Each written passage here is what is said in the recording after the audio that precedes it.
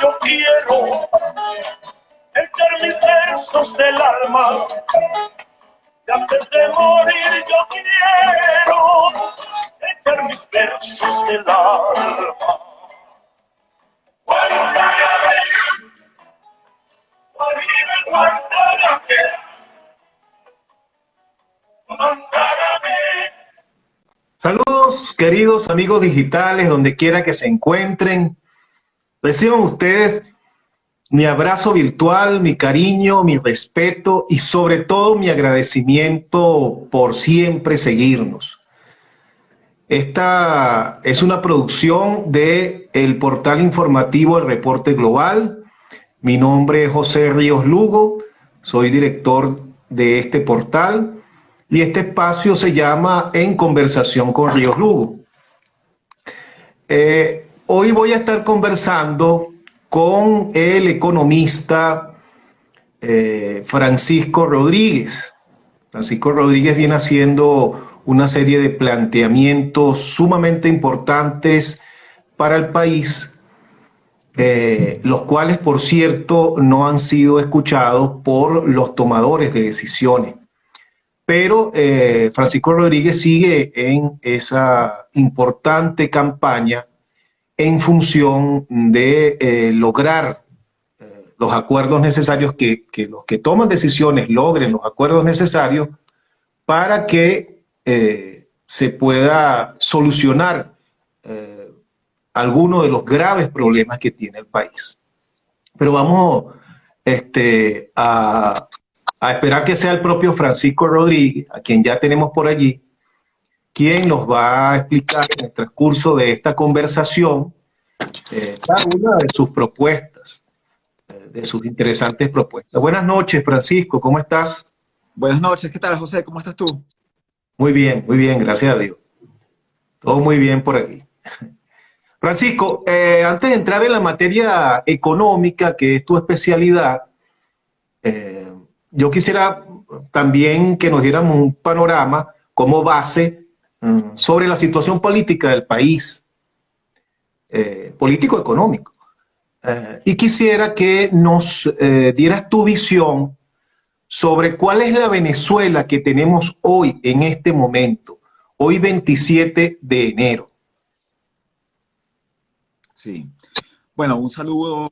Muchísimas gracias por esta invitación y por esta oportunidad de conversar aquí contigo sobre estos temas tan importantes. Y fíjate que hablar de economía y de política en Venezuela es muy difícil distinguir entre los dos a veces. Y creo que eso es por una razón muy válida, porque la política influye mucho sobre la economía y la economía también influye sobre la política.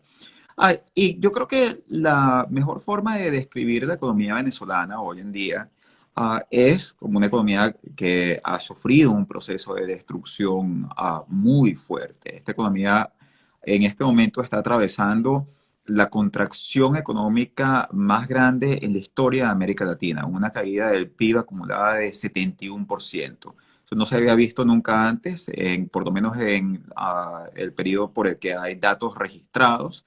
Incluso a nivel mundial, si nosotros las comparamos con datos de la economía mundial desde 1950, nos encontramos con que es la novena en tamaño, es una de las 10 más grandes caídas, y es la segunda caída más grande en un país que no está en guerra. Entonces, esta es una situación verdaderamente excepcional y preocupante.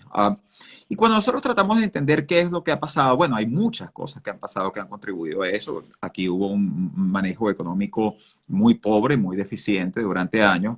En particular, aquí hubo un boom petrolero en Venezuela que, durante el cual los precios subieron, aumentaron de $8 el barril, que es donde estaban en 1999, llegaron hasta $140 el barril en el 2008. Después se estabilizaron por unos años alrededor de $100, pero el precio promedio en el 2012 era $103 por barril. Y eso quiere decir que el país recibía aproximadamente $100.000 millones por sus exportaciones petroleras todos los años. Bueno, eso ha desaparecido, y una de las cosas que era claro y siempre estaba claro para la gente que que ha seguido la política económica de las economías petroleras es que tú durante los booms tienes que ahorrar y tienes que prepararte porque esos tiempos de vacas gordas a veces se convierten en tiempos de vacas flacas. Bueno, el gobierno de Chávez no ahorró, no solo no ahorró, sino que acumuló niveles importantes de deuda, entonces el país estaba totalmente desprotegido en el momento en que cayeron los precios del petróleo. Pero después pasó otra cosa, porque esa caída de los precios del petróleo para la que no estábamos preparados no es tan distinta de algunas crisis que habíamos tenido en Venezuela en el pasado. Y cuando tú comienzas a ver la crisis económica venezolana en sus primeros años, esta iteración, en el 2014, 2015, 2016, tiene características en cierto sentido similares a la crisis del Viernes Negro y a crisis previas en la historia venezolana y en la historia de otros países que han seguido este tipo de políticas populistas. Pero después pasó otra cosa, que fue que cuando incluso los precios del petróleo comenzaron a recuperarse un poco y suben de alrededor de $30 el barril en el primer semestre del 2016 a estar ya casi en $70 por barril a finales del 2017, la economía venezolana no se recupera y no se recupera porque en ese momento la producción petrolera había entrado en caída libre. Y esta es la segunda cara de lo que nos pasó a nosotros, que es que nosotros no solo tuvimos una crisis en la cual aquí no se ahorró lo suficiente, no, a que se acumuló mucha deuda, terminábamos en una devaluación, ese tipo de cosas que todavía ha pasado antes, sino que además aquí nuestro sector petrolero esencialmente dejó de existir. Venezuela estaba produciendo 2,4 millones de barriles diarios en el 2015. Hoy produce a duras penas 400.000 barriles diarios. Ese colapso del sector petrolero es un colapso sobre el cual se han hecho muchos estudios, es un tema de investigación bastante activo. Y por supuesto que hay muchas controversias, pero es indudable que las sanciones han contribuido a esa caída del sector petrolero. Y no podría ser de otra forma. Las sanciones estaban dirigidas al sector petrolero, son sanciones petroleras. Justamente lo que buscaron fue impedir el acceso de PDVSA a los mercados internacionales, tanto financieros como de petróleo. Y por supuesto que eso va a contribuir al problema.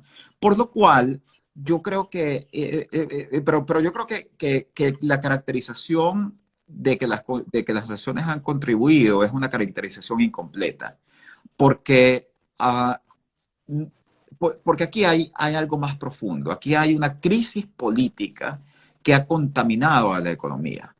Tuvimos primero una crisis económica por malas políticas económicas, después se desencadenó una crisis política y esa crisis política básicamente ha hecho que nuestra economía deje de funcionar.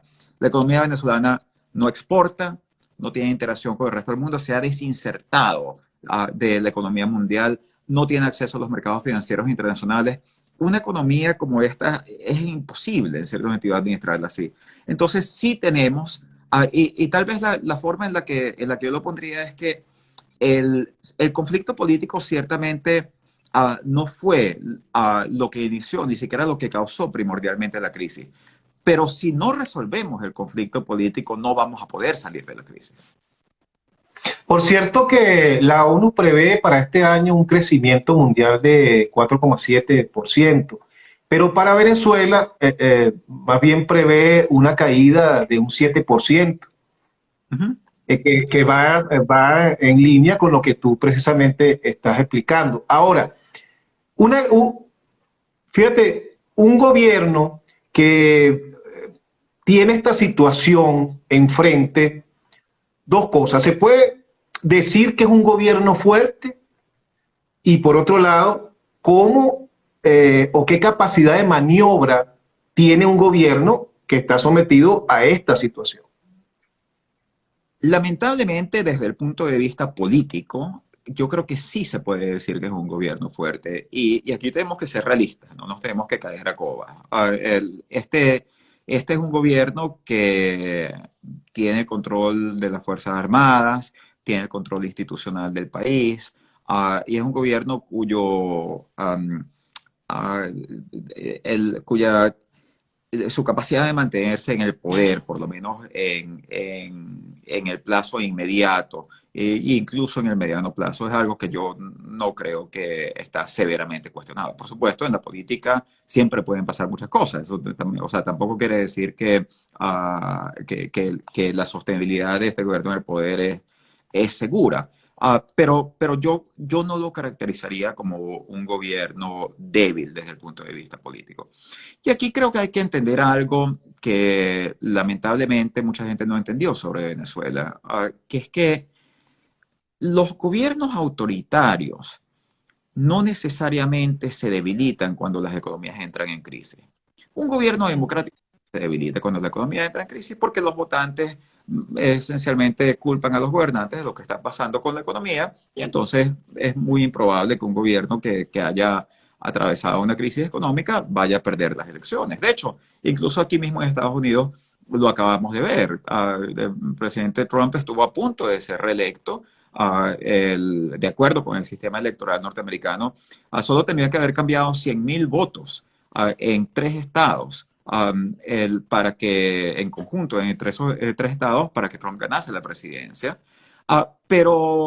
Y la realidad es que la mayoría de las encuestas lo daban como un ganador relativamente seguro antes de la pandemia, pero la pandemia causó una recesión, causó una crisis, y bueno, eso llevó a que perdiese la presidencia. El, um, Ahora, esto no pasa en los países autoritarios. Los países autoritarios pueden entrar en crisis económicas muy severas, muy profundas, y estas crisis a veces lo que hacen es consolidar el manejo de estos gobiernos del poder, a consolidar su fuerza relativa al resto de la sociedad. Porque estos gobiernos funcionan muchas veces a través del chantaje, a través de esencialmente poner a la gente a escoger entre apoyarlos y darles el apoyo básico que ellos necesitan para mantenerse en el poder y tener que enfrentarse a situaciones tales como no obtener la bolsa clave, no obtener tu fuente de sustención diaria. Y eso lo que quiere decir es que en la medida que estas sociedades se hacen más pobres, muchas veces estos gobiernos se pueden consolidar en el poder.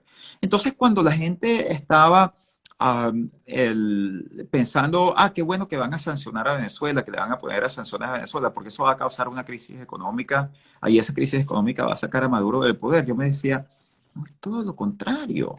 Esa crisis económica va a atornillar a Maduro en el poder.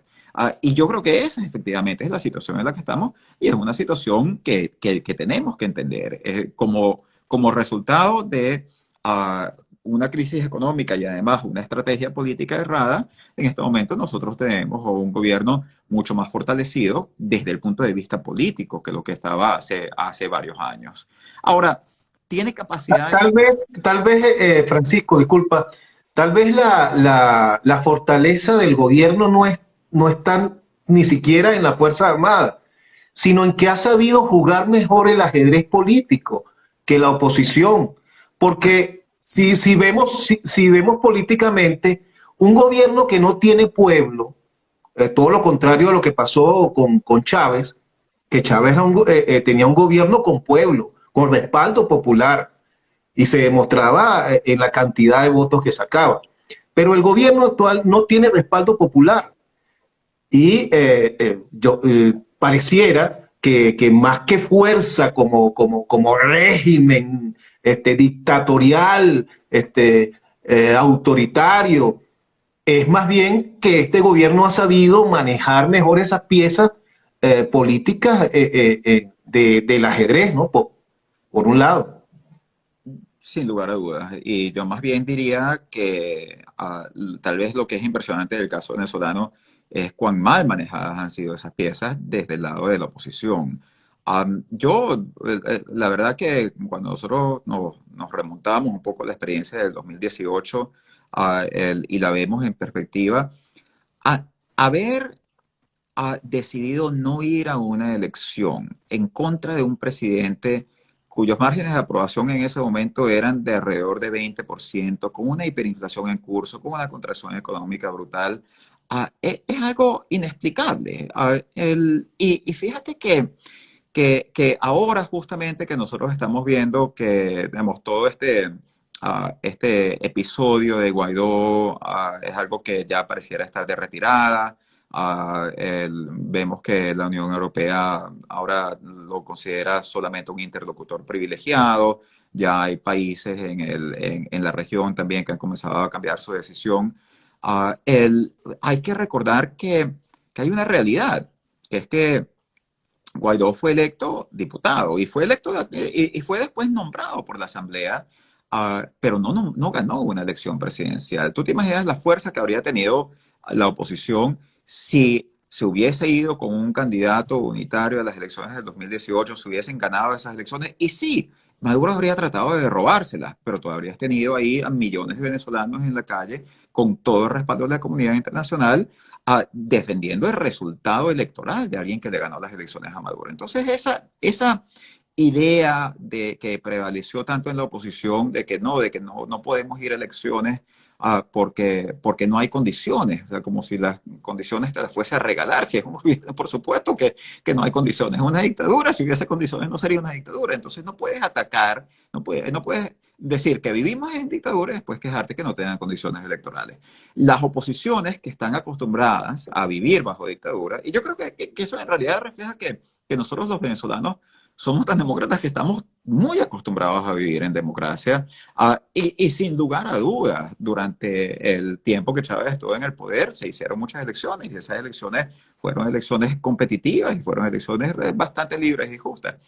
Entonces, digamos, estamos acostumbrados a eso que otros países, otros movimientos democráticos en países verdaderamente autoritarios, es lo que aspiraban a tener, era lo que nosotros teníamos. Entonces, ahora, eso te ha llevado en este callejón sin salida, esencialmente, en el cual no competimos electoralmente, o sea, no llevamos a Maduro al terreno del apoyo popular, que es a donde lo deberíamos llevar, y entonces terminamos compitiendo en el terreno donde él quiere que se compita, en el terreno de las conspiraciones para tratar de pegar un golpe de Estado, de llamar a la insurrección desde la Plaza Altamira, o desde la autopista Francisco Fajardo, o de contratar a una empresa de mercenarios para quien van a Venezuela.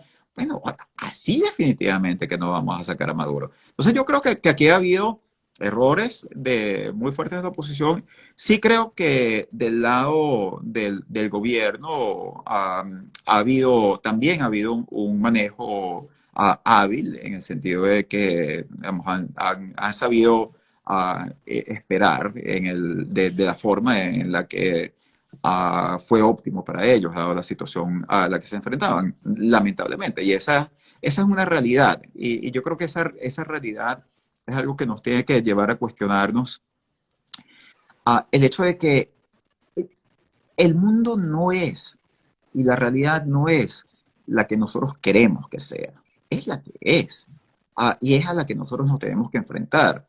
Nosotros no podemos simplemente escoger nuestra realidad pensando que se va a dar porque la queramos. Nosotros tenemos que crearla y tenemos que luchar por ella.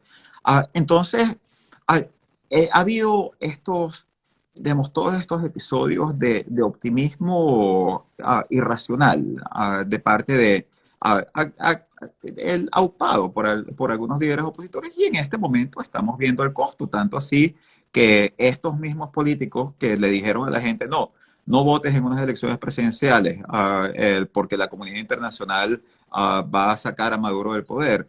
No votes en unas elecciones de la Asamblea porque la comunidad internacional va a desconocer esa Asamblea. Son los que ahora están están yendo a la gente y dicen, bueno, es que tenemos que defender espacios, entonces por eso es que sí vamos a ir a las elecciones de gobernadores y alcaldes. Bueno, es comprensible que la gente piense y reaccione frente a este llamado de los líderes que llamaron a la abstención en su momento, viéndolo como un llamado totalmente irracional y sin sentido, porque además no hay el sentido de la sinceridad con el votante, de decirle nos equivocamos. O sea, yo creo que hay muchos opositores venezolanos que si en este momento la oposición saliese, y saliese Juan Guaidó, y saliesen los otros líderes de lo que se llamó la MUD en algún momento, y ahora es el Frente Amplio, y dijesen, miren, nos equivocamos. Nosotros no debimos haber ido por este camino y por lo tanto aquí estamos replanteando la alternativa, estamos corrigiendo los errores. Yo creo que la gente les tendría mucho más respeto si dijesen eso, pero no quieren decir nos equivocamos, entonces simplemente hacen como si nada hubiese pasado y bueno, y la gente entiende la gran contradicción que hay aquí a nivel estratégico. Pero aún peor, están entonces ahorita exigiendo que se nombre un CNE imparcial. Pero si Ujú. tú regalaste a la Asamblea Nacional, que es la encargada de elegir ese CNE, que debería ser, entre comillas, imparcial. Pero bueno, esas son las cosas que vemos. Soportando un poco lo que tu planteamiento, fíjate, el caso de Bolivia. Bolivia fue, siendo minoría, siendo la oposición minoría frente a Evo Morales, y ese gobierno también fue catalogado como dictatorial, lo único que económicamente está mucho mejor que nosotros, pero ellos fueron a pesar de saberse minoría y enfrentaron a ese gobierno en unas elecciones. Y fíjate lo que se produjo. Luego, bueno, vinieron otras elecciones y ellos no llegaron por cantidad de votos, pero allí está un ejemplo importante. Vamos a entrar ahora en materia Con, con, de la propuesta. con este tema que tú mencionaste por un momento de las autoridades electorales, mira, nosotros tenemos un país muy cercano donde acaba de pasar algo, y es un país sobre el que no conocemos mucho, pero que es un país muy interesante, que es Surinam. Y una de las razones por las que a mí me gusta la comparación con Surinam, lamentablemente no es una razón positiva, es que muchas veces la gente te dice, bueno, es que Venezuela no lo puedes comparar con Chile, no lo puedes comparar con ninguno de estos otros países donde se dieron transiciones de democracia porque Venezuela es un narcoestado. Bueno, en Surinam, el presidente de Surinam, el dictador de Surinam, tenía un auto de detención de Holanda por crímenes de tráfico de drogas. O sea, aquí hay una realidad que la hace muy parecido a Venezuela y las autoridades electorales de Surinam fueron nombradas directamente por el presidente, porque así es en muchos países, incluso aquí mismo en Estados Unidos, que nosotros acabamos de ver este proceso, ¿quiénes son los que cuentan los votos y dirigen el proceso electoral? Son los secretarios de Estado de los estados, o sea, es el poder ejecutivo, no hay autoridades electorales imparciales, es a quien le toque gobernar el Estado en ese momento. Pero la realidad es que la forma en la que uno tiene que ver estos procesos, otra vez, no es que me den el árbitro que yo quiero, porque no te lo van a dar. Es llévalos al terreno electoral porque es el terreno donde ellos son más débiles, porque es el terreno donde se hace patente la realidad de que Maduro tiene solo un 15% de aprobación y donde millones de venezolanos pueden salir a votar. Ese es el terreno donde hay que dar la pelea. Así es. Francisco, ustedes hicieron una propuesta cuando le presentaron la candidatura presidencial en 2018 de Henry Falcón al país. Entre las propuestas estaba la dolarización del salario. En el día de hoy, ¿cómo ves esa? O sea, ¿es posible una dolarización del salario en este momento en Venezuela? ¿Es completamente irreal? Cuando nosotros hicimos el planteamiento de dolarización del salario, ese planteamiento estaba enmarcado dentro de un programa de transformación económica que nosotros llamamos la Gran Transformación. Y ese programa tenía una serie de pilares. Estaba Venezuela que produce, estaba la Venezuela solidaria, estaban los distintos elementos de lo que podía ser y la Venezuela que funciona, que era la parte del Estado, los distintos elementos de lo que efectivamente conformaba un programa para transformar a la sociedad venezolana y para convertirlo en un país en el cual se pudiese vivir dignamente. La dolarización era una parte, un componente importante, pero era un componente que tenía sentido en el marco de ese proceso de transformación. Yo sí creo que un proceso de dolarización, y una de las razones por las que nosotros lo planteamos es porque nosotros veíamos venir, y eso lo dijimos muy claramente en ese momento, nosotros veíamos venir este proceso, y justamente lo que decíamos es Si este proceso ocurre sin una acción explícita del Estado, entonces va a ocurrir de una forma muy desigual. Entonces lo que va a pasar es que va a haber gente que tiene dólares, que son los que se van a beneficiar, y va a haber gente que no tiene acceso a dólares, que son los que la van a pasar mal. Entonces, para eso dolaricemos toda la economía, hagamos que los ingresos de todo el mundo estén en dólares, hagamos que el dólar sea la moneda que se utilice para las transacciones, no solamente las transacciones de un grupo de la sociedad, sino las transacciones de todo el mundo.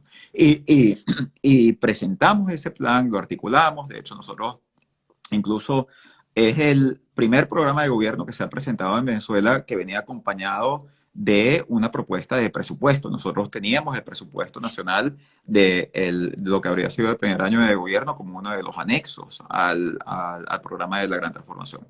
Ah, ahora, lo que ha pasado es que durante este proceso se ha dado esa dolarización desigual que nosotros temíamos y que nosotros veíamos venir. Y bueno, y esa es una dolarización de la cual gran parte del país ha estado fuera de ella y no se beneficia de ella. Y en ese sentido, aún en las condiciones actuales, y aún si no se hacen todas las otras reformas que nosotros hemos planteado hacer, yo creo que sí tiene sentido ir a un proceso de dolarización formal.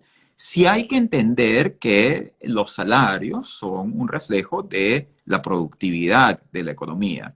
Y nosotros planteamos un salario de $75 en ese contexto de un plan de reformas económicas con asistencia internacional, con una devolución de las empresas expropiadas al sector privado, con una serie de reformas que harían a la economía más productiva y que la habrían puesto a crecer. Entonces sí creo que si uno plantea la dolarización y la dolarización del salario dentro del actual contexto y mucho más después de 2 años más de destrucción económica, porque la economía venezolana, y esta era otra razón por la cual ese momento no se debió haber dejado pasar, porque la economía venezolana se ha contraído en más de un tercio a partir de ese momento. Entonces es un país más pobre, es un país con menos capacidad de pagar. Entonces yo sí creo que las metas de salario tienen que ser necesariamente más conservadoras que lo que nosotros planteamos en ese momento. Pero sí creo que tiene sentido ir hacia un plan donde se dolarice el salario, donde se dolaricen los contratos, donde se dolaricen los depósitos y donde los venezolanos puedan hacer transacciones en una moneda estable que proteja el valor de sus salarios y proteja el valor de sus ahorros. Francisco, tú a través de la fundación que creaste, llamada Oil Venezuela, comenzaron ustedes con un planteamiento bien interesante, un planteamiento bien presentado, con todas las aristas del caso, con toda la metodología que correspondiente, que era el cambio de petróleo por alimento. Y se iniciaron una campaña en ese sentido. Pero eso no logró que los tomadores de decisiones, en este caso la gente que estaba en la asamblea saliente y el gobierno, llegaran a un acuerdo en torno a eso. Ahora tenemos una situación mucho más aguda con lo de la pandemia. Uh-huh. Y el país se le está haciendo muy difícil porque no tiene ingreso comprar la vacuna para todos los venezolanos. De hecho, el gobierno ha hablado de solo 10 millones de vacunas. Ustedes están haciendo un planteamiento en torno a llegar a acuerdos para atender ese problema. Explícanos, por favor, con detalles ese planteamiento, Francisco. Sí. Fíjate que en el caso de las vacunas, el tema de recursos no es la limitante más grande, porque hay un mecanismo que es un mecanismo internacional creado con la ayuda de la Organización Mundial de la Salud y del Banco Mundial, que se llama COVAX, que es un mecanismo que puede proveer las vacunas a un costo relativamente moderado y accesible. Ahora, Para hacer eso, Venezuela se tiene que poner al día con una deuda que tiene con la Organización Panamericana de la Salud, que no es una deuda muy grande en términos de montos, es algo que está dentro del margen de lo que el gobierno de Maduro puede pagar, incluso con sanciones y todo. Entonces, pero los problemas que hay son otros. Bueno, ese mecanismo, por supuesto, COVAX es un mecanismo limitado que podría hacer llegar vacunas aproximadamente al 20% de la población. Lo más probable es que en el 2022 los países que han podido y han tenido los recursos para avanzar más han hablado directamente con las compañías farmacéuticas y están comenzando a recibir lotes de algunas de las vacunas que se están produciendo y los han comenzado a administrar a su población. Ah, y, y, am, el, y aún allí, el costo no necesariamente es un costo inaccesible para Venezuela, porque estamos hablando de que para vacunar a la población venezolana, que en realidad en este momento probablemente habría que vacunar ciertamente más de 10, pero probablemente a unos 20, 25 millones, entre 20 y 25, porque como sabemos, hay gente que se ha ido, pero también también no se vacuna a todo el mundo, no se vacunan a los niños, hay un cierto porcentaje de la población que tiene que estar vacunado para lograr lo que se llama la inmunidad de rebaño. Entonces, un plan de este tipo es un plan que dependiendo de la vacuna que tú utilizas, es un plan que te podría salir en 200, 300 millones de dólares, que también está dentro del margen de lo que se puede pagar. El, el problema, los problemas son un poco de índole un poco distintos. Por supuesto, o sea, digamos, el gobierno venezolano tiene problemas de ingresos petroleros, o sea, no es que sus ingresos son abundantes, entonces siempre sería bueno poder acceder a otras fuentes de recursos. Pero los problemas son de índole un poco distintos. La razón por la que Venezuela no le ha podido pagar la deuda a la Organización Panamericana de Salud no es que no tiene dinero, es que no hay ningún banco en el mundo que procese esa transferencia. Simplemente porque la Organización Panamericana de la Salud tiene cuentas en instituciones financieras, que son instituciones que forman parte del sistema estadounidense o del sistema europeo.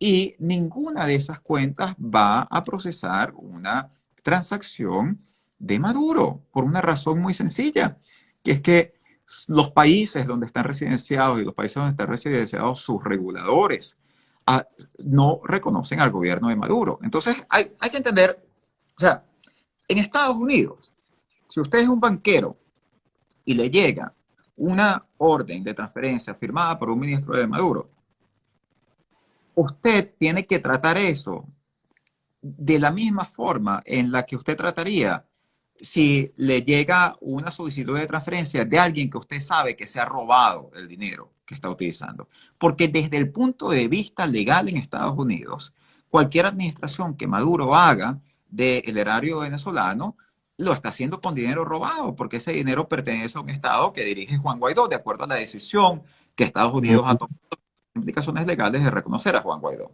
Entonces eso lo que quiere decir es que aunque el dinero salga de las mismas cuentas que administra Maduro, en algún momento Guaidó tiene que firmar esa transferencia para poder pagar la deuda con la Organización Panamericana de la Salud para poder entrar en el sistema de COVAX. Nosotros hemos planteado que se estudie la posibilidad de un acuerdo en el sistema inglés, en el sistema financiero inglés y en particular con los recursos que tiene el país depositados en el Banco de Inglaterra. Ahí hay 2.000 millones de dólares. Esos son depósitos de oro que pertenecen al Banco Central de Venezuela. Y en este momento hay una disputa legal. Esta disputa legal es entre lo que las mismas cortes inglesas han terminado llamando el directorio de Maduro y el directorio de Guaidó. O sea, el directorio del Banco Central de Maduro y el directorio del Banco Central de Guaidó están peleándose ante las cortes porque ambos dicen ser el legítimo representante de Venezuela. En el caso británico, el tratamiento es un poco distinto del que yo acabo de describir en Estados Unidos, Porque en el caso británico, el Reino Unido ha mantenido una embajada en Caracas y el Reino Unido mantiene acreditado al embajador de Maduro en Londres. Eso lo que quiere decir es que el Reino Unido reconoce a Guaidó formalmente, lo que llamamos de jure, pero Ujú. reconoce a de facto.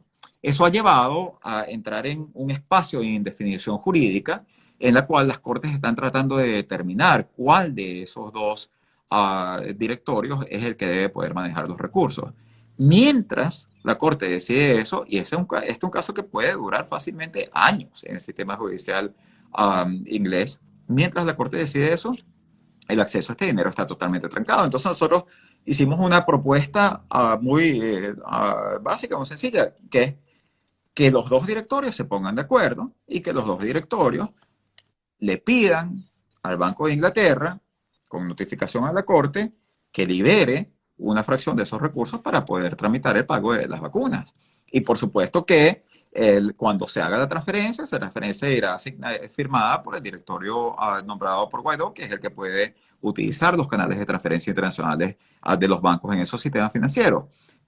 Y además hemos hecho el planteamiento de que estos recursos esencialmente se le entreguen al sistema de Naciones Unidas y que Naciones Unidas sea el que haga la compra de las vacunas y que Naciones Unidas sea la que dirija, que se convierta en el ente rector y supervisor de la distribución de vacunas en el país para evitar que terminen siendo utilizadas de una forma politizada o para evitar que terminen siendo mal manejadas y dado el problema de confianza evidente que hay entre ambas partes.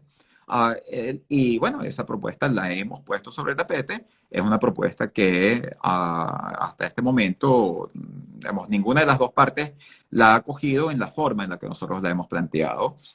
El gobierno de Maduro sí ha planteado, el Banco Central de Maduro ha planteado un acuerdo, pero ha planteado un acuerdo en el cual digamos, no está contemplado el elemento de supervisión internacional. Nosotros lo planteamos con supervisión internacional, pero en todo caso, digamos, estas son cosas que deberían estarse negociando, deberían estarse hablando. O sea, aquí debería haber una mesa de negociación dedicada al tema humanitario entre gobierno y oposición, indistintamente del tema electoral. Esto no tiene nada que ver con el tema electoral, esto no tiene que ver con el nombramiento de los rectores de CNE. ¿Cómo diablos vas a condicionar la entrega de la vacuna y si los venezolanos se van a poder salvar del coronavirus así te dan unos rectores en el CNE? Eso no tiene sentido. Pero tiene que haber un proceso de negociación y de discusión para proteger a los venezolanos de los efectos colaterales de esta crisis política, porque lo que está pasando aquí es que los que están pagando los platos rotos son los venezolanos, porque yo estoy seguro de lo siguiente, aquí Maduro no se va a quedar sin vacuna, Cilia Flores no se va a quedar sin vacuna, Diosdado no se va a quedar sin vacuna, Guaidó no se va a quedar sin vacuna, Julio Borges no se va a quedar sin vacuna. Los que se van a quedar sin vacuna son los 30 millones de venezolanos, la gente normal, la gente común y corriente que no tiene poder político y que no tiene grandes amigos. Así es. Pero fíjate, Francisco, hoy, por cierto, hubo una reunión interesante entre el presidente de la Asamblea, Jorge Rodríguez, y Fede Cámaras. Y al salir de esta reunión, bueno, declararon que iban a hacer trabajos en conjunto, iban a cooperar para enfrentar lo del COVID y lo de la pandemia. Eso indudablemente es una buena señal. De hecho, que vaya un representante del gobierno, porque fue hasta la sede de Fede Cámara, también marca una señal importante. ¿Es posible que se lleguen a acuerdos puntuales con el gobierno, con un gobierno como el de Maduro? ¿Está realmente el gobierno abierto a llegar a acuerdos, a dialogar realmente? ¿Cómo ves tú eso? Bueno, yo creo que depende un poco de lo que nosotros estamos hablando, depende un poco del tema de la negociación. Yo sí creo que, por supuesto, al gobierno le interesa atender la emergencia humanitaria. O sea, yo también creo que al gobierno le interesa muchas veces es capaz, como discutimos al principio, de utilizar la crisis a su favor desde el punto de vista político, pero indudablemente digamos, le interesa enfrentar la pandemia, le interesa vacunar al país, y le interesa que que la economía se estabilice, y, incluso que haya crecimiento económico. Entonces, de eso yo no creo que haya ninguna duda de que se pueden llegar a acuerdos. Y hay algo muy interesante que ha ocurrido, tal vez como resultado de la fuerza de las circunstancias, que es que por más que sea, digamos, este gobierno de Maduro sigue siendo un muy mal gobierno, pero es por lo menos un poco más racional o menos irracional desde el punto de vista económico que lo que era a principios del gobierno. O sea, este era un gobierno que un momento en el que el tipo de cambio paralelo estaba en 100.000 bolívares de los viejos, y ellos tenían un tipo de cambio oficial de 10 bolívares, y seguían vendiendo divisas a 10 bolívares.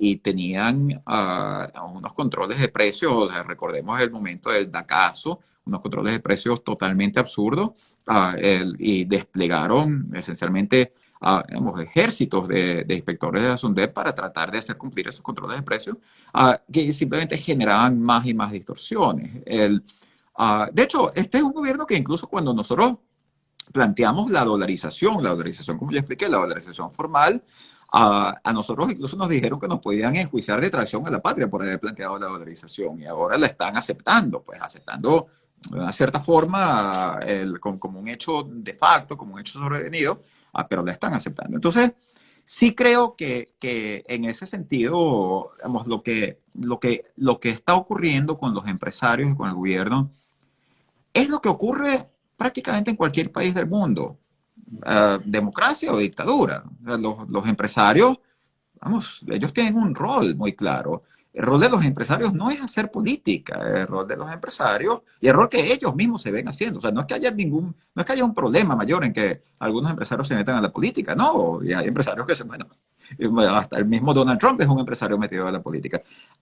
Pero la mayoría de los empresarios se ven a sí mismos produciendo, haciendo negocios, llevando adelante actividad económica, y por supuesto que se sientan con el gobierno que sea ese gobierno de un partido, sea de izquierda, sea de derecha, sea un gobierno más democrático, sea un gobierno más dictatorial. Entonces, yo creo que lo que nosotros vimos es algo totalmente normal, y además algo que es indudablemente positivo, en el sentido de que todos nosotros queremos, digamos, un país que funcione mejor. Y si efectivamente los empresarios pueden, por ejemplo, ayudar a resolver una parte del problema de las vacunas, porque hay este problema con las cuentas, que no se pueden girar recursos y el gobierno no puede importar, entonces tal vez los empresarios pueden importarlo ellos mismos y ellos por lo menos encargarse de vacunar a sus trabajadores. Bueno, indudablemente eso es algo positivo.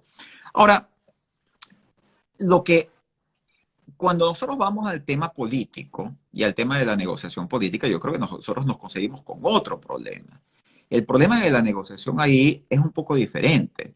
Y el problema de la negociación ahí esencialmente tiene que ver con que al gobierno se le está pidiendo que entregue el poder esencialmente al mismo tiempo que se le está amenazando, por lo menos eso es lo que ha hecho la oposición, que le está amenazando que los va a meter presos. Y bueno, evidentemente eso no tiene la más mínima lógica del mundo. O sea, ¿cómo yo me voy a sentar contigo en una mesa de negociación y decirte, mira, yo lo que quiero es que tú me entregues el poder para que tú vayas preso, para yo poder meterte preso?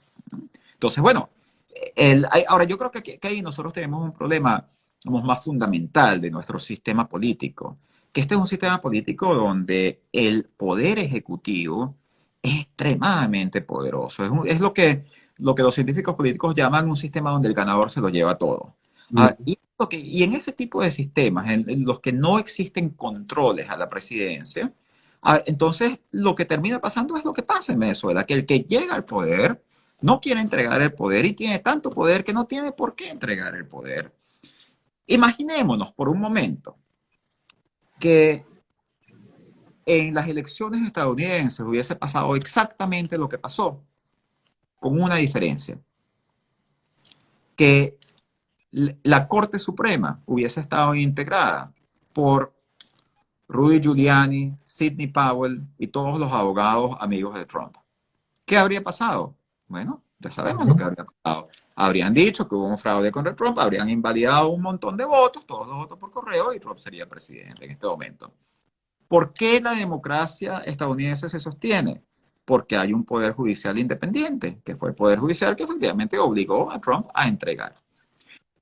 El problema venezolano es que el sistema político venezolano permite que el presidente tome control sobre el Poder Judicial y esencialmente impide que el Poder Judicial sea independiente. ¿Por qué? Bueno, porque el presidente tiene, por ejemplo, el poder de llamar a una constituyente aquí. Y esa constituyente, de sentar las reglas para una constituyente. Y esa constituyente puede destituir al Poder Judicial.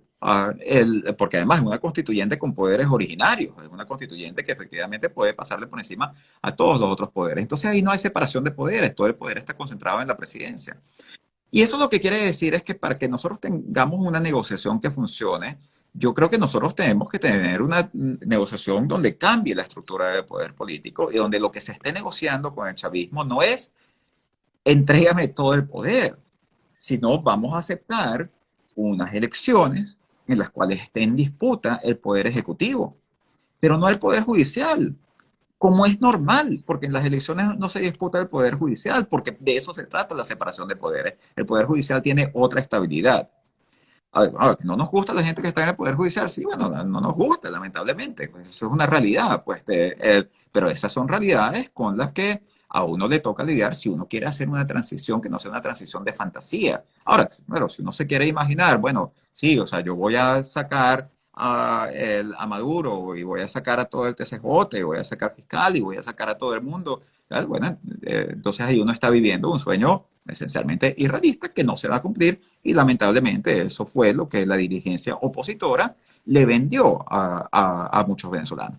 Entonces, mi punto es que esa negociación, la negociación entre el gobierno y la oposición ha estado mal planteada, porque no debe ser una negociación sobre quién tiene el poder en una situación en la cual el que detente el poder ejecutivo es todopoderoso. Tiene que ser una negociación en la que se permitan sentar las bases de la coexistencia, en las que el perdedor de las elecciones, porque recordemos algo, en Venezuela el que pierde las elecciones no reconoce. Cuando el gobierno pierde, como en el caso de la Asamblea, no reconoció, fue al Tribunal Supremo para que invalidase a los diputados. Pero cuando la oposición pierde elecciones tampoco reconoce, dice que le hicieron fraude. Entonces aquí nosotros tenemos un problema más grave, que es que aquí no hay incentivos para que el perdedor de las elecciones reconozca el resultado. Y eso lo que quiere decir es que nosotros no tenemos la capacidad de tener un sistema democrático estable. Entonces, esto hay que reimaginarlo. Nosotros tenemos que pensar en un conjunto de reformas institucionales que aseguren la coexistencia y que limiten el poder del ganador de perseguir al perdedor. Cuando nosotros tengamos eso, entonces vamos a poder tener una negociación, pero una negociación sobre un juego en la que el ganador se lo lleva todo, que es además, los economistas llamamos y se llama en la teoría de los juegos, a un juego suma cero, en donde lo que yo gano es lo que tú pierdes. Bueno, evidentemente ahí en la negociación, o sea, eso es, o sea, tratar de negociar sobre eso es como que los managers de dos equipos se pusiesen a negociar sobre los resultados de un partido. Eso no tiene sentido. Entonces, esas negociaciones están esencialmente mal concebidas porque no entienden cuál es nuestro problema fundamental. Nuestro problema fundamental no es llegar a unas elecciones que mágicamente van a resolver el problema de Venezuela. Aquí, en estas condiciones, lamentablemente, unas elecciones lo que pueden hacer es empeorar la situación, porque el que pierda esas elecciones no va a reconocer que perdió las elecciones. Y lo que nosotros necesitamos hacer es otra cosa, necesitamos sentar las bases de la coexistencia entre dos sectores que representan a partes de la población, no a toda la población, porque gran parte de la población no está representada por ellos, pero que están enfrentados el uno con el otro y que no pueden coexistir y no se aceptan y no se ven el uno al otro, y en eso han atrapado a todo el país. Fíjate, volviendo un poco al tema económico, dos cosas, dos preguntas, Francisco. Una, ¿cómo se mantiene el gobierno actualmente, dado que, bueno, está produciendo 400.000 barriles de petróleo, sus ingresos por esa vía son prácticamente nada? ¿Cómo se mantiene en este instante el gobierno? Y lo otro es, ¿cuál es el modelo que nos está asomando el gobierno de Maduro? ¿Hacia qué modelo nos está llevando en este momento ese gobierno de Maduro? Bueno, yo creo se mantiene en condiciones muy limitadas. O sea, no son las condiciones en las que el gobierno venezolano está acostumbrado a existir. Ahora, también hay que entender que hay muchos países en el mundo que no tienen renta petrolera, igual tienen gobierno. Hay otras fuentes de ingresos para los gobiernos. La recaudación tributaria es una fuente de ingresos para los gobiernos y al final hay una economía y la gente paga IVA y ese IVA lo tiene el gobierno y con eso financia una parte del gasto público. Ahora, también hay otra realidad. Este es un gobierno que gasta mucho menos que lo que gastaba en el pasado. No necesariamente por buenas razones, entre otras cosas, porque pagan salarios muy bajos. Porque en realidad el sueldo mínimo, o sea, si hay un lugar donde se cumple de verdad, es en el sector público.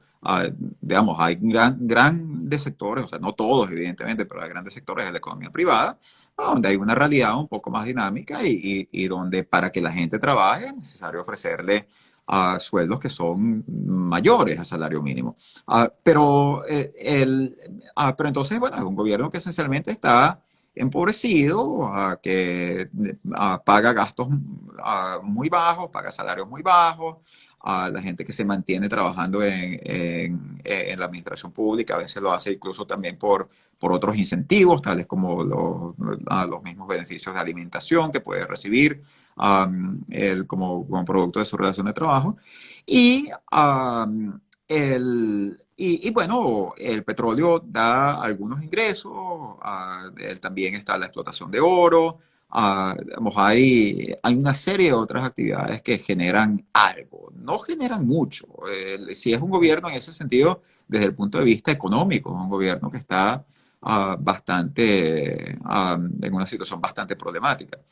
¿Cuál es el modelo que este gobierno está ofreciendo? Mira, esa es una pregunta interesante porque, ah, como te decía, o sea, una cosa es lo que ellos quieren hacer y otra cosa es lo que pueden hacer. El problema de Venezuela, como comentábamos, es que Venezuela esencialmente sus vínculos con la economía mundial están rotos. Entonces, el país no exporta muy poco, el país no tiene acceso a los mercados financieros internacionales. Y el sector privado también tiene muchos problemas, o sea, digamos, pregúntale, bueno, cualquier venezolano que ha tratado de tener una cuenta en el exterior, sabe cuán difícil es, incluso si la tenías antes, digamos, el que ha logrado mantener la cuenta en el exterior a lo largo de este proceso, se puede considerar alguien con mucha suerte, porque hay un montón de gente perfectamente, totalmente honesta, a que le cierran las cuentas o que le hacen muy difícil o imposible hacer transacciones razonables a través de esas cuentas en el exterior. Ah, entonces en este proceso, y además es una economía que tiene, digamos, algunos vínculos, porque, por ejemplo, Irán se enfrenta a una situación similar, pero Irán está al lado de Rusia y de China. Y es distinto. Nosotros estamos bien lejos de Rusia y de China y de Irán. Entonces, los países con los que nosotros tendríamos que tener naturalmente más interacción o con los cuales la interacción es menos costosa, son países con los cuales estos vínculos están cerrados. Y eso hace bastante difícil desarrollar una estrategia de una estrategia que esté basada, como naturalmente la están hoy en día las estrategias de desarrollo de los países, sobre la base de la inserción en la economía mundial. Entonces, el modelo que se está desarrollando es un modelo, en cierto sentido, donde las fuentes de crecimiento las pocas fuentes de crecimiento que hay son internas y de algunos de esos canales que se han podido mantener con algunas de las economías con las cuales no se ha toxificado la relación. En ese sentido, yo sí creo que nosotros lo que estamos viendo es algo que puede terminar pareciéndose en cierto sentido a lo que pasó en parte en China, pero también tal vez más en parte en Rusia, cuando la transición de la economía centralmente planificada hacia el capitalismo, que es un proceso de, digamos, privatización bastante opaca, en la cual sectores allegados al gobierno, digamos, se hacen de las propiedades de empresas anteriormente manejadas por el Estado, son los que reciben concesiones y terminas teniendo un capitalismo. Y bueno, tal vez lo irónico y lo triste de esto es que este sí es efectivamente un capitalismo salvaje. El capitalismo salvaje que denunció Chávez, bueno, el chavismo resultó ser el camino más largo para llegar al capitalismo salvaje. Esa es la realidad que se está imponiendo para un gobierno que simplemente no tiene el no tiene contrapesos en este momento y no tiene contrapesos por todo ese desarrollo político que acabamos de discutir. Francisco, los analistas, los expertos económicos señalan que se necesita una cifra cercana a los 100.000 millones de dólares para reactivar la economía venezolana. Algunos señalan que en un periodo de 5 a 10 años. A tu juicio, ¿qué necesitamos para efectivamente reactivar la economía nacional, visto un planeta post-pandemia, donde todos los países tienen necesidad de recibir recursos de los organismos multilaterales? Y Venezuela es simplemente uno más que podría estar de último en esa cola. ¿Cómo se puede sortear esa situación? El rol de los organismos multilaterales es muy importante en una recuperación. Y de hecho, cuando nosotros presentamos el programa de la Gran Transformación, ahí había un componente crucial de relaciones con el Fondo Monetario, con el Banco Mundial. De hecho, en ese proceso yo conversé con las autoridades de esos organismos de forma de estar preparados desde el día uno si se daba el resultado que esperábamos en la elección, que lamentablemente no se dio, para estar listos desde el día uno a reaccionar con un programa con todo el apoyo de los entes multilaterales. Ahora, yo creo que yo tengo una cierta diferencia con algunos de los cálculos que han expuesto ciertos colegas sobre la necesidad de recursos. Y no es tanto una diferencia analítica, sino una diferencia interpretativa. No es que sea falso que ese dinero es necesario.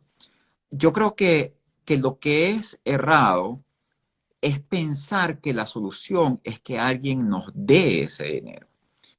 Porque en realidad, pensemos, por ejemplo, en el sector petrolero, que es un sector donde ha habido la caída de producción brutal de la que estamos hablando, un sector donde se ha hecho muchísimo daño y que va a necesitar niveles muy significativos de inversión.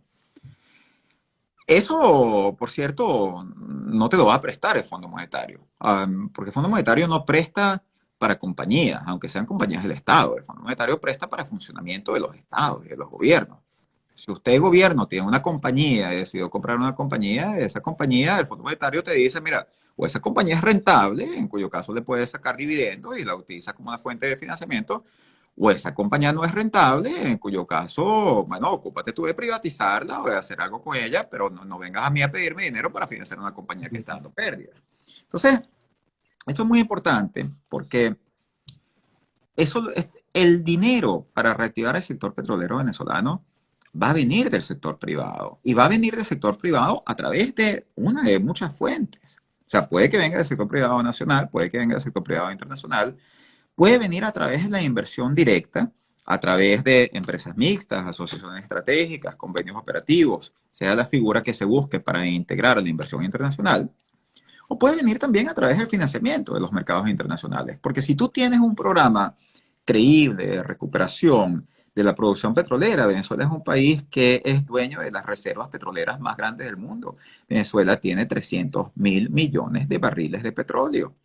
Eso lo que quiere decir es que aquí hay una enorme oportunidad para el que quiera invertir y para el que le quiera incluso prestar a una empresa que está dispuesta a desarrollar esto. Claro, tiene que ser una empresa bien manejada, con una buena gerencia, tiene que ser una empresa que esté protegida de la intervención política, o sea, puede ser una empresa del Estado, pero no una empresa en la cual el presidente de la República pueda darle órdenes de decir, miren, hagan tal cosa con sus recursos, porque entonces no es una empresa que tiene la misión de ser rentable y los acreedores no van a querer prestarle. Es una empresa que tiene que renegociar su deuda, por supuesto, su deuda existente. Pero todas esas cosas son factibles. Y cuando tú tengas a una PDVSA que funcione con cierta autonomía como funcionan las buenas empresas del Estado, y que además esté bien manejada por un grupo de profesionales competentes, que en Venezuela nosotros tenemos muchos, entonces esta va a ser una compañía que va a tener acceso a financiamiento, a la cual los mercados internacionales le van a querer prestar y las compañías petroleras internacionales van a querer cooperar con ella. Entonces ahí se van a materializar altos niveles de inversión, no porque alguien decidió regalárnoslo, no porque alguien ni siquiera decidió, no porque un gobierno llamó y Biden levantó el teléfono y dijo, denle 50.000 millones de dólares a Venezuela, sino porque va a ser rentable para estas empresas invertir en Venezuela. Pero para hacer eso, nosotros tenemos que hacer las reformas económicas necesarias en Venezuela. Entonces, el problema, y esto es algo que en economía desde hace un tiempo se entiende bien, la inversión no causa la productividad. La productividad es la que genera la inversión.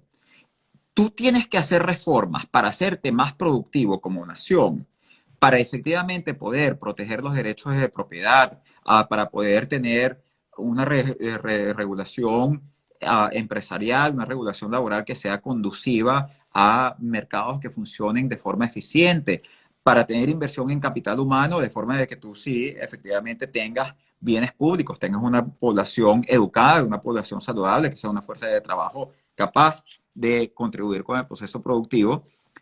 Y cuando tú generes esas bases de la productividad, te vas a hacer atractivo para la inversión internacional. Si tú crees que es al contrario y crees que no tienes que generar esas bases, sino que vas a recibir dinero de afuera o que el dinero de afuera es el que te va a hacer productivo, entonces te puede pasar lo que ya le pasó a Venezuela muchas veces, que tú tienes un boom, recibes dinero, sea porque los precios del petróleo son altos, sea porque te lo prestaron, y al final todo ese dinero se termina evaporando y después de eso te quedas con un país pobre.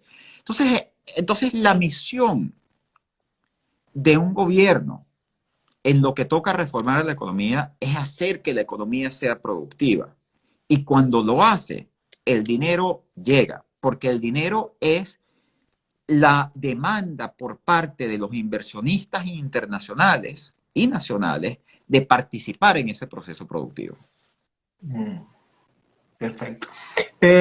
Nos pregunta por aquí Cardoso JB, en esas negociaciones con las reservas no tendrían que intervenir países como China o Rusia. Bueno, depende de cuáles estamos hablando. O sea, por ejemplo, en el caso del Banco de Inglaterra, este es un problema que efectivamente atañe al sistema inglés, o sea, al mismo Banco de Inglaterra, al gobierno inglés, a las cortes inglesas y a las dos partes del conflicto político venezolano, que son la parte de Maduro y la parte de Guaidó. Entonces, ahí no necesariamente juega un rol China o Rusia. Hay otros casos donde sí, por supuesto que pueden jugar un rol. Y ahí volvemos un poco a este tema que tú mencionaste al principio de nuestra propuesta de petróleo por alimentos. Algo que ocurrió en toda esta historia de lo que la administración Trump llamó la máxima presión, que fue algo, digamos, bastante de Venezuela, porque básicamente la forma en la que ellos concebían era, bueno, si Maduro no hace lo que nosotros le estamos exigiendo que haga, eso quiere decir que no lo estamos asfixiando lo suficiente. Entonces vamos a asfixiarlo aún más. Claro, pero la forma en la que lo estaban asfixiando no es, o sea, déjame decirte, si hay algo de lo que Maduro no tiene pinta es haber sido asfixiado durante los últimos 2 años, todo lo contrario. Todos estos mecanismos lo que hacían era asfixiar a la economía venezolana. En medio de ellos, por ejemplo, se sancionó a la empresa Rosneft. Y hay algo muy interesante, que es que Rosneft era una empresa rusa que en el momento en que se le sancionó estaba a cargo de comercializar el 75% del petróleo venezolano. O sea, y eso era después de que todas las otras empresas se habían salido porque le tenían miedo a las sanciones.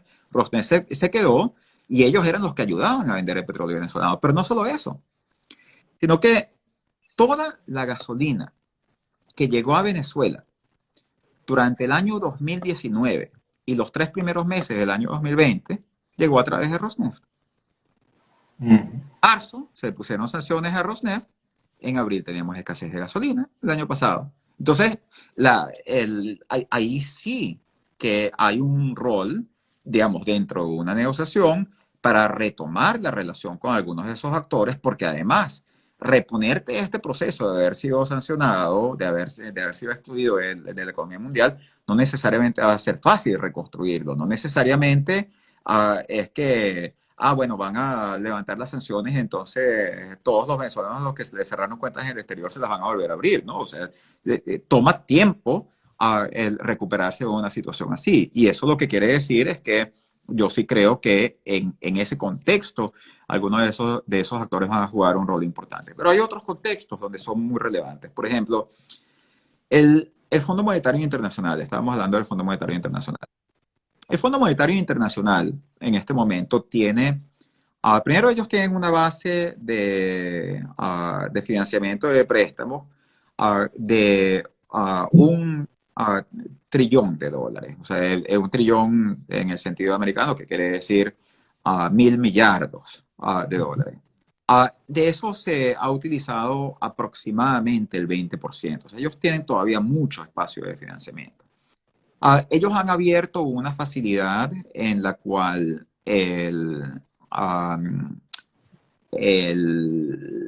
los países pueden tener acceso, se llama el instrumento de financiamiento rápido, para atender la pandemia, incluso si no tienen un programa económico con el fondo. O sea, no hay una condicionalidad de carta de intención y de un paquete de ajustes, nada de eso. Esos son otros programas del fondo sí lo tienen, pero este no. Venezuela, de acuerdo con su cuota, podría recibir aproximadamente 8.000 millones de dólares. La razón por la que Venezuela no lo ha recibido ahora es que el gobierno de Maduro mandó una carta, de hecho, y el fondo no se la contestó.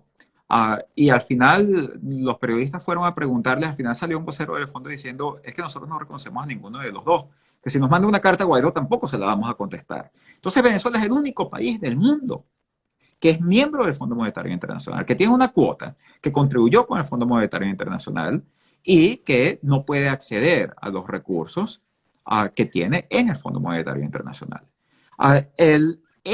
Esto es algo en el cual, dada la naturaleza de estas instituciones, países como China, como Rusia, van a jugar un rol también importante, porque son actores importantes dentro de esas instituciones y porque se necesita lograr un respaldo de Europa, de Estados Unidos y también de esos países para una solución en la cual el fondo diga, bueno, vamos a apoyar, por ejemplo, un programa que sale de una negociación entre las partes. Un poco lo que nosotros estamos planteando a nivel del Banco de Inglaterra también se puede plantear a nivel del Fondo Monetario Internacional.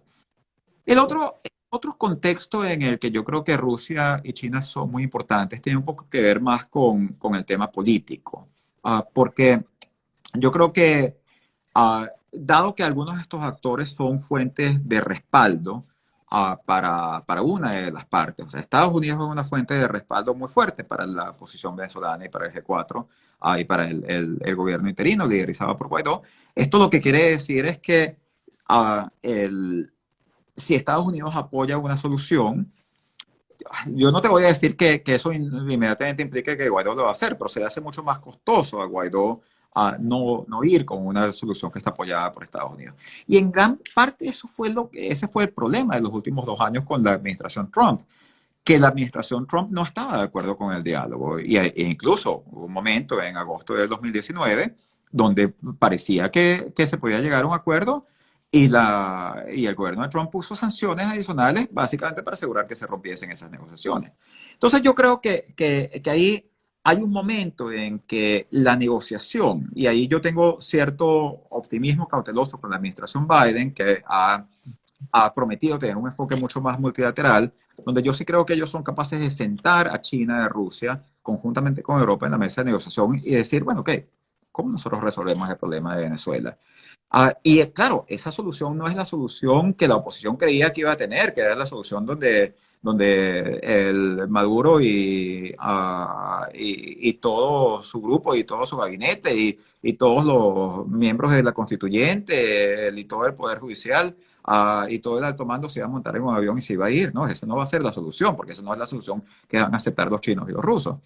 Pero sí creo que una solución sobre la base de lo que estábamos discutiendo, una solución donde se hagan los cambios institucionales necesarios para asegurar que en Venezuela pueda haber una transición en la cual se respete el derecho de cada una de las dos partes a no ser perseguidos, y en las cuales se sienten las bases de la coexistencia entre las partes. Sí creo que eso es algo que puede contar con el apoyo de Estados Unidos bajo la administración Biden, de Europa, de China, de Rusia, y cuando esos actores entren en la conversación y digan, apoyamos esta solución, entonces Estados Unidos y Europa le van a hablar a Guaidó y al G4, y China y Rusia le van a hablar a Maduro.